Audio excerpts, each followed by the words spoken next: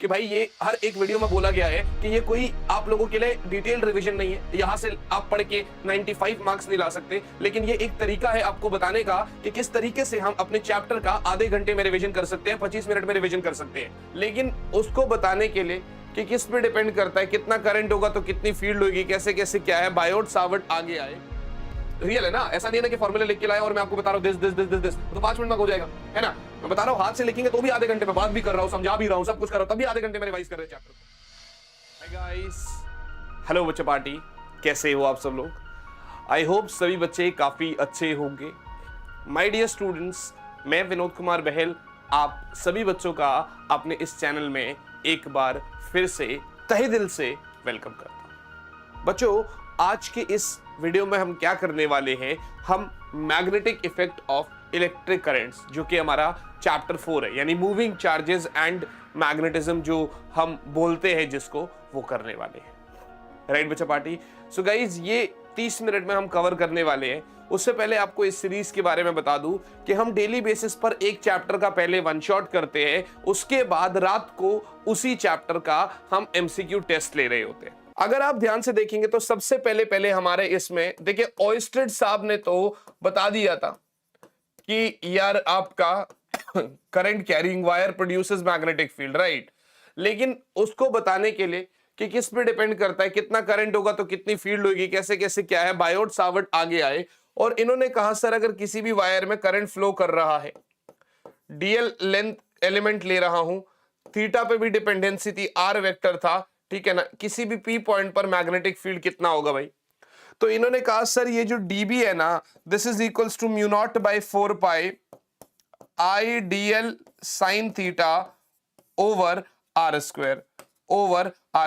ये है scalar form इसका, राइट है जी। माने इन सब चीजों पे डिपेंड कर रही है। म्यू नॉट बाई 4 पाई क्या है भाई, एक कांस्टेंट है। Mu not is magnetic permeability, और अगर उसकी पूरी वैल्यू देखी जाए तो म्यू नॉट बाई 4 पाई जो निकलता है हमारा, that is basically 10 raise to the power -7 tesla metre पर एम्पेयर।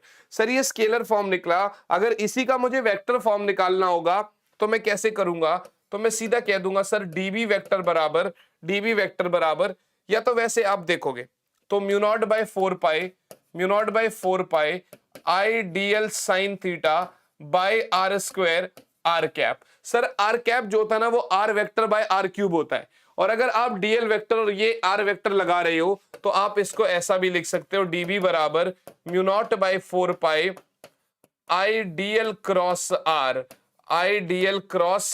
आर बच्चा पार्टी, राइट है जी। I dl vector cross r. भाई एक हिसाब से मैं सीधा यही कह दूंगा आपको कि यार ये ना करंट एलिमेंट है, बाय आर क्यूब ले सकते हो आप।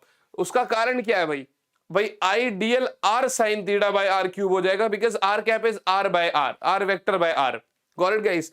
तो ये इसका वेक्टोरियल फॉर्म भी आपको मिल जाता है। ये तो है किसी भी पॉइंट पर, लेकिन स्मॉल मैग्नेटिक फील्ड है। अब इसका इंटीग्रेशन करके टोटल मैग्नेटिक फील्ड निकालने के लिए हमें इसके एप्लीकेशन पढ़ने पड़ेंगे, और एप्लीकेशन के नाम पे जो सबसे पहला एप्लीकेशन है कि सर अगर एक करंट कैरिंग स्ट्रेट वायर है, एक स्ट्रेट करंट कैरिंग वायर है, उसकी वजह से सिमिलरली डीएल एलिमेंट ले लिया, किसी भी पी पॉइंट पर मैग्नेटिक फील्ड बताना है, कैसे करेंगे। ये पूरा एल है बच्चे, ये थीटा है, तो इसको मैंने 5 लिया, इसको 90 लिया। डेरिवेशन आपको डिटेल में सारी मिल जाएगी, इसी चैनल पे मिल जाएगी, कहीं से भी लोगे। ये मैंने -5 लिया क्योंकि नीचे है, और ये +5 लिया, और आई गेस आप लोगों ने अगर इसको करा होगा डिटेल में तो आपको याद आ रही होगी चीजें, अच्छा हाँ ये तो ऐसे करते थे। ये जो दूरी है यहां से लेकर यहां तक की, ये ए दूरी ले रहा हूं मैं, और ये तो अपना आर वेक्टर है ही है। Got it guys. और यहां से जब आपका मैग्नेटिक फील्ड आता है, इस केस में जब आपका मैग्नेटिक फील्ड आता है वो आता है mu naught by 4 pi I by a sine of φ1 plus sine of φ2, right है जी। फिर इसके अंदर भी एक आपका केस 1 आता है कि जब आपका इनफाइनाइट वायर है and point lies near mid of the wire, बीच में कहीं पर। अपने को नहीं पता भाई इनफाइनाइट है तो ऐसे बहुत ऊपर ऐसे गर्दन उठा के देखनी पड़ेगी, उस केस में फिर आपका φ1 φ2 दोनों 90 डिग्री बनते हैं, और जब ये 90 डिग्री बनते हैं तो मैग्नेटिक फील्ड होता है mu naught by 4 pi I by a, इधर आपका 2 हो जाएगा because sin 90 plus sin 90, so I can say mu naught into 2I by 4 pi a. I hope this is very clear, या फिर mu naught I by 2 pi a. Got it guys, यहां तक की concept समझ में आ रही है आपको? बहुत ही बढ़िया। अब क्या होगा केस 2 में, भाई point lies near one and, point lies near one and बेटा, तो इस केस में आपका φ1 तो 90 डिग्री है, ठीक है ना, φ1 तो 0 डिग्री है, गॉट इट। या यू कहो φ1 0 डिग्री है तो φ2 आपका 90 डिग्री हो गया, और जो मैग्नेटिक फील्ड आपका मिलेगा that is mu naught I by 4 pi a, that is mu naught I by 4 pi a. And I hope this is very clear to you all. मेरे हिसाब से ये कॉन्सेप्ट, ये चीज आपको समझ में आ रही है मैं क्या बोल रहा हूं। ये बायोट-सावर्ट लॉ का पहला एप्लीकेशन हो गया। अब इसी के नाम पे हम बायोट-सावर्ट, पहले आप इसका स्क्रीनशॉट ले लो एक बार। अब इसी के नाम पे हम लोग बायोट-सावर्ट लॉ का सेकंड एप्लीकेशन भी कर रहे हैं। अभी हम लोग इसी का सेकंड एप्लीकेशन भी कर रहे हैं बच्चों, अभी हम लोग इसी का सेकंड एप्लीकेशन भी कर रहे हैं। सेकंड एप्लीकेशन क्या है बच्चे? वही है, करंट कैरिंग सर्कुलर लूप है भैया, आई करंट जा रहा है, ठीक है ना, आपका ऐसे ले जाता हूं, आई करंट जा रहा है, ऐसे करके आई करंट जा रहा है, डीएल एलिमेंट लिया। सेंटर से अगर आप देखेंगे तो सेंटर से तो मैं r दूरी ही ले रहा हूं, ये a है मेरे पास रेडियस में, ठीक है ना। यहां से अब देखो ये इलेक्ट्रिक फील्ड जैसा नहीं है कि हो जाएगा, पूरा एक्सप्लेन नहीं कर रहा मैं, लेकिन ये मैग्नेटिक फील्ड ऊपर वाले की वजह से और ये नीचे वाले, फिर इनके कंपोनेंट्स ब्रेक होते हैं, और मैग्नेटिक फील्ड जो मेरा बनता है वो बनता है mu not IA square by 2 R square plus A square की पावर 3/2, राइट है जी। या तो आप ऐसा कह सकते हो, ठीक है ना। दूसरा, एट सेंटर की बात अगर करी जाए तो वो आ जाएगा mu naught IA square by R तो 0 हो जाएगा, सो 2A क्यूब। अब यहां से ये कट जाएगा तो ये बचा अपने पास mu naught I by 2A, right है जी। खैर ये कॉन्सेप्ट क्लियर है, ये कॉन्सेप्ट क्लियर है। नॉर्मली भी अगर सेंटर पे नहीं दिखाया जाए तो एट लार्ज, चलो लार्ज डिस्टेंस भी रहने ही दो, ऐसा कर लो for n turns, for n turns ये आपका mu naught NIA square by 2R square plus A square की पावर 3/2 हो जाएगा। बट क्वेश्चन तो कहीं से भी आ सकता है, तो इसको आप फर्दर अगर मैं पाई से मल्टीप्लाई करता हूं तो mu naught NI into pi A square, नीचे में भी 2 pi R square plus A square की पावर 3/2। सर ये तो सर्कल का एरिया है pi R square, so basically ये वाला फॉर्मूला मेरे पास mu naught into NIA by 2 pi R square plus A square की पावर 3/2 भी बन रहा है। और अगर मैं इसको फर्दर देखूं, 2 से ऊपर नीचे मल्टीप्लाई करूं तो 4 पाई के टर्म्स में भी आ जाएगा। At large distance, at large distance या एट वेरी लार्ज डिस्टेंस भैया, A तो बहुत ही कम होगा R से, तो A स्क्वायर नेग्लिजिबल हो जाएगा, तो उस केस में फिर आपका ये mu naught NIA by 2 pi R cube बन जाएगा। Got it guys? At very very large distance R cube बन जाएगा, सेंटर पे A आएगा, लार्ज डिस्टेंसेस में R की पोजीशन आएगी। ये था बायोट-सावर्ट लॉ का सेकेंड एप्लीकेशन। बायोट की कहानी खत्म हो जाती है। अब हम सीधा शुरू करते हैं एम्पेयर सर्किटल लॉ की बात। अब हम किसकी बात करते हैं भैया? Ampere circuital law. 5 नंबर का डिट्टो बोर्ड्स में डेरिवेशन आने के चांसेस है, नहीं तो 3 नंबर का तो आता ही आता है, क्योंकि भाई देखो प्रीवियस ईयर के हिसाब से चलेंगे और पीवाईक्यूज के हिसाब से अगर देखा जाए तो ACL बहुत इंपॉर्टेंट टॉपिक है भैया, ठीक है ना। ये क्या बोलता है? अगर वही है करंट अगर जा रहा है किसी भी वायर के अक्रॉस, तो उसका देखो B.dl यानी ये आपका लाइन इंटीग्रल, जैसे हम इलेक्ट्रिक फील्ड में सरफेस इंटीग्रल पढ़ते थे, यहां पर line integral is equals to mu naught into IT, mu naught into total current threading the loop. अब इसके अंदर एक तो सोलिनॉइड आएगा और एक टोरॉइड आएगा। सोलिनॉइड में वही कॉपर वायर्स अगर इस तरीके से बंधे हुए हमारे ऐसे करके, तो इसका जो मैग्नेटिक फील्ड आएगा वो म्यू नॉट NI। याद रखना इधर जो N है ना, that is number of turns per unit length. Toroid में भी कहानी सेम आती है, यहां पर भी this is mu naught NI only, लेकिन याद रखना N जो यहां पर है that is capital N by 2 pi R। The reason behind that is क्योंकि इधर टोरॉइड की केस में होता है सर्कल। अगर मैं टोरॉइड का आपको डायग्राम बना के दिखाऊं तो आपको समझ में आएगा कि भाई कॉपर वो जो सोलेनॉइड है ना उसको आपने बस सर्कल में वाउंड कर दिया, उसको आपने सर्कल में वाउंड कर दिया। क्या मेरी बात समझ में आ रही है? तो यूं समझो कि जैसे यहां से करंट गया और इधर से करंट वापस आ गया। क्या मेरी बात समझ में आई? आपको पता है इधर भी आपका जीरो, और जब यहां मैंने जब एम्पीरियन लूप बनाया तो इधर भी करंट जीरो। जो भी आपका मैग्नेटिक फील्ड है वो सब बॉडी के अंदर ही है, टोरॉइड बॉडी के अंदर ही है। Got it guys? तो ये था कॉन्सेप्ट इसका। अब इसका तो भाई आर रेडियस है, वही है। अंदर बनाओगे तो ये small r which is less than r, ये आपका पूरा आर हो गया। थिकनेस को मैं नेग्लेक्ट मार रहा हूं, ये आपका r is greater than r. Right है जी? ये पूरा आपको डिटेल में सब कुछ समझाया गया है। तो सर मेरा एम्पेयर सर्किट लॉ भी हो गया। अब एम्पेयर सर्किट लॉ के बाद क्या बचता है बेटा? एम्पेयर सर्किट लॉ के बाद जो बचता है दैट इज, अगर किसी चार्ज को आप मैग्नेटिक फील्ड में भेज रहे हैं तो उसके ऊपर कुछ फोर्स लगेगा, तो उसके ऊपर कुछ फोर्स लगेगा। सर बड़ी सिंपल सी बात है यार, बड़ी सिंपल सी बात है। चार्ज को भेजूंगा तो फोर्स लगेगा v वेलोसिटी के साथ, थीटा एंगल पे भेजूंगा तो वेलोसिटी के टूटेंगे component, v cos theta v sin theta. Right है जी? तो सर यहां पर लगता है फोर्स, और वो फोर्स जो होता है वो होता है QVB sin थीटा। वो फोर्स जो होता है वो होता है QVB sin थीटा, जिसको आप बड़ी क्लियरली QV क्रॉस भी लिख सकते हो, जिसको आप बड़ी क्लियरली QV क्रॉस भी लिख सकते हो। क्या मेरी बात समझ में आ रही है? And I hope this is clear. So force is like QV cross B. मेरे हिसाब से बहुत क्लियर सी बात है, बिल्कुल अच्छे से समझ में आ रही है चीज आपको। तो फोर्स अपना क्या हो गया भैया? QV क्रॉस B हो गया। ये भी ठीक है यार।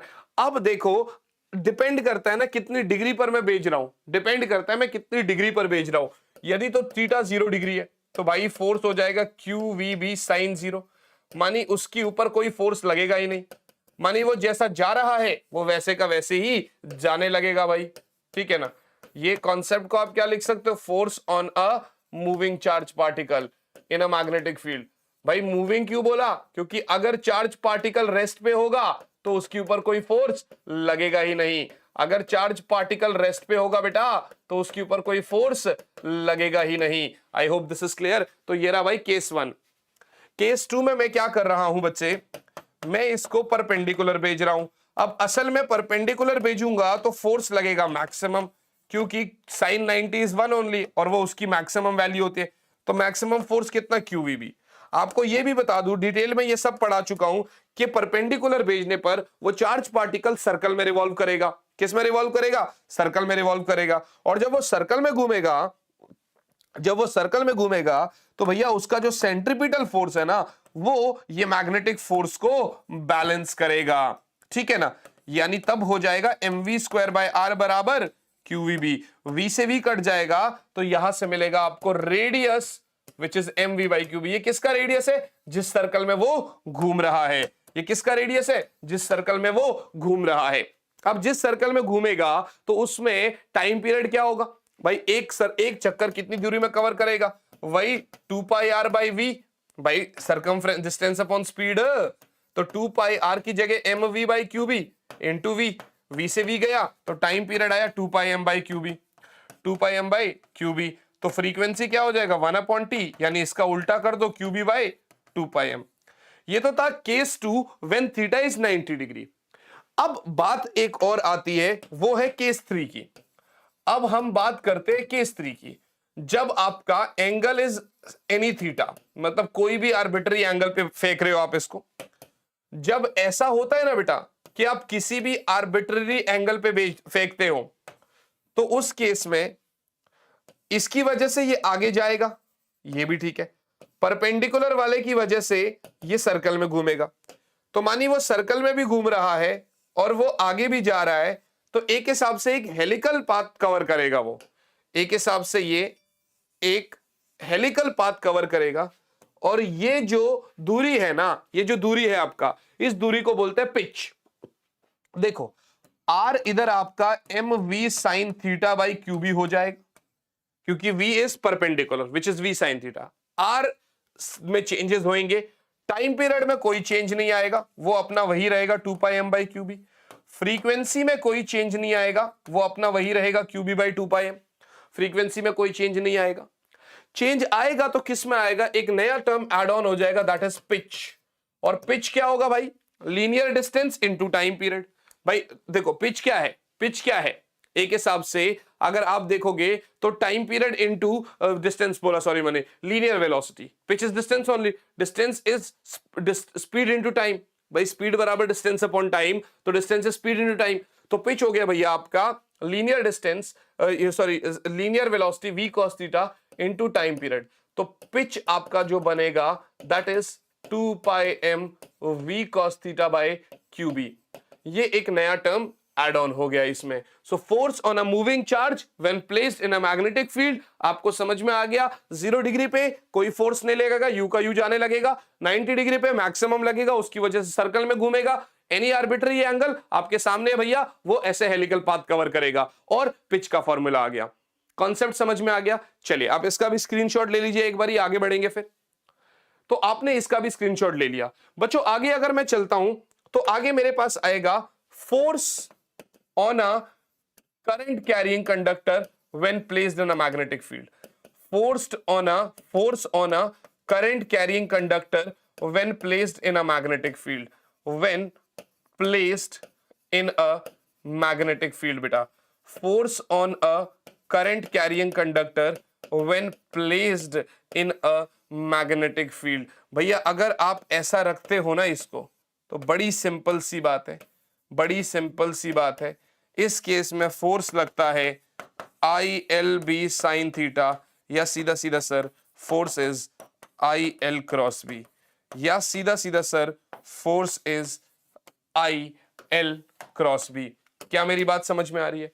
Force is I L cross B. ये कॉन्सेप्ट हो गया आपका force on a current carrying conductor का। Got it guys? चलिए अब बढ़ते हैं जरा आगे। यहां तक तो हो गया मेरा, यहां तक तो हो गया मेरा। अब आगे चलेंगे तो अगला कौन सा कॉन्सेप्ट रहता है हमारे पास, that is when a rectangular coil is placed in a magnetic field, तो वो कितना टॉर्क एक्सपीरियंस करेगा। सो टॉर्क एक्सपीरियंस्ड बाय अ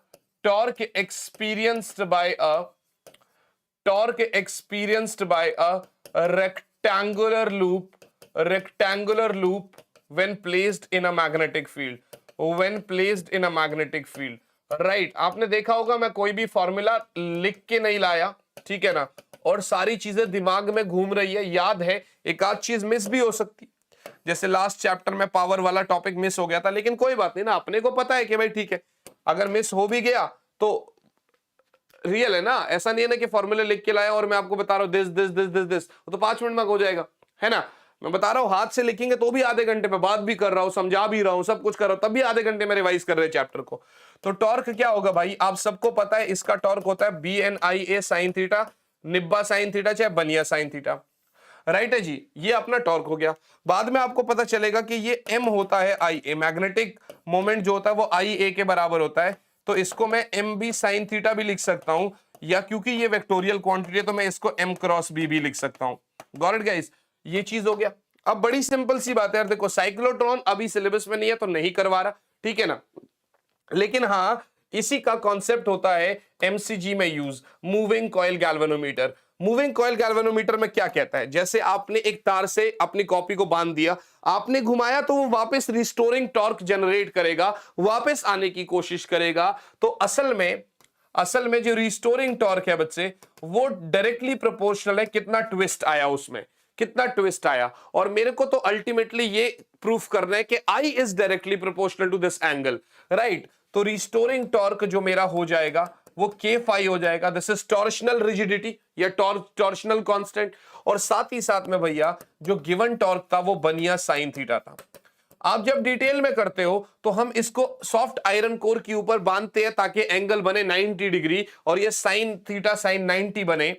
तो एक हिसाब से फर्स्ट और सेकंड से अगर मैं देखूंगा तो ये कब तक घूमेगा, जब तक आपका अप्लाइड टॉर्क रिस्टोरिंग टॉर्क के बराबर ना हो जाए, और जब बराबर हो जाएगा तो भैया यहां से आपका आई जो बनेगा that is K by B N A into phi, this is directly, तो I is directly proportional to phi, या आई बराबर जी फाई। मेरे को तो यही प्रूफ करना था, ठीक है ना। G is galvanometer constant, G is galvanometer constant. मुझे अल्टीमेटली एमसीजी से यही चाहिए था। ये एक डिवाइस है जो हमें करंट को डिटेक्ट करता है या बहुत छोटे करंट को मेजर करके हमें हमारी हेल्प करता है।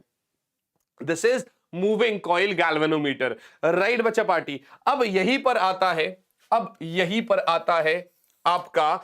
पर आता है आपका करंट सेंसिटिविटी और वोल्टेज सेंसिटिविटी। करंट सेंसिटिविटी में क्या बोलता है हमें, ये हमें बोलता है कि भाई deflection produced by passing a unit current through it, ठीक है ना, by passing a unit current through it. तो एक हिसाब से आई आपका k by B N A into five है। मैं इसको डिफ्लेक्शन प्रोड्यूस्ड बाय करंट कर दूं, so five by K by B N A into five हो जाएगा। ये तो बिल्कुल ठीक है, 5 से 5 कटेगा तो आई एस हो जाएगा B N A by K, right. अब वीएस तो क्या होगा, वीएस तो क्या होगा आपका deflection produced by V which is 5 by I R. भैया 5 बाई आई तो आई एस है, तो कायदे से आई एस बाई आर भी लिख सकता हूं, राइट है जी। अगर आई एस बाई आर करना है तो मानी बी एन ए बाई के इंटू आर भी लिख सकता हूं मैं। इसको क्या लिख सकता हूं, इसको मैं लिख सकता हूं बेटा बी एन ए बाई के इंटू आर। ये हुआ मेरा voltage sensitivity. Deflection produced when unit volt is passed across the coil या जो भी आपका गैल्वेनोमीटर है, राइट बच्चा पार्टी। ये हो गया। Last topic of the chapter is conversion of galvanometer into ammeter and voltmeter. भाई आपने इसका स्क्रीनशॉट एक बार ले लो आप लोग, एक बार इसका स्क्रीनशॉट ले लो। आई गेस ले लिया आपने, चलो। सो अब जो आता है दैट इज बच्चे कन्वर्जन ऑफ गैल्वेनोमीटर इनटू, पहला वाला आएगा एमीटर। आपको बता दूं एमीटर में कन्वर्ट करने के लिए बेटा आपको पैरेलल में शंट लगाना पड़ेगा। शंट का मतलब यह है कि अगर बहुत हाई रेजिस्टेंस लगा दोगे, मैं थोड़ा समझाने की कोशिश कर रहा हूं, तो सारा करंट आपका गैल्वेनोमीटर से जाएगा। तो हम वेरी लो रेजिस्टेंस लगाएंगे ताकि सारा करंट लगभग इससे चला जाए और थोड़ा सा जो करंट रह जाए, अगर यहां से आई जा रहा है तो इधर आई जी जाएगा और इधर आई माइनस आई जी जाएगा। गॉट इट, क्योंकि आपने पैरेलल में शंट लगा दिया। अब भाई बड़ी सिंपल सी बात है, इसका रेजिस्टेंस आर जी है, पोटेंशियल सेम रहेगा, तो V बराबर V यानी आई जी आर जी बराबर आई minus I G into S, right है जी। तो आप यहां से S भी निकाल सकते हैं which is basically I G R G upon I minus I G upon I minus I G. This is that shunt, इसको क्या बोलते हैं, शंट। ये था आपका एमीटर में।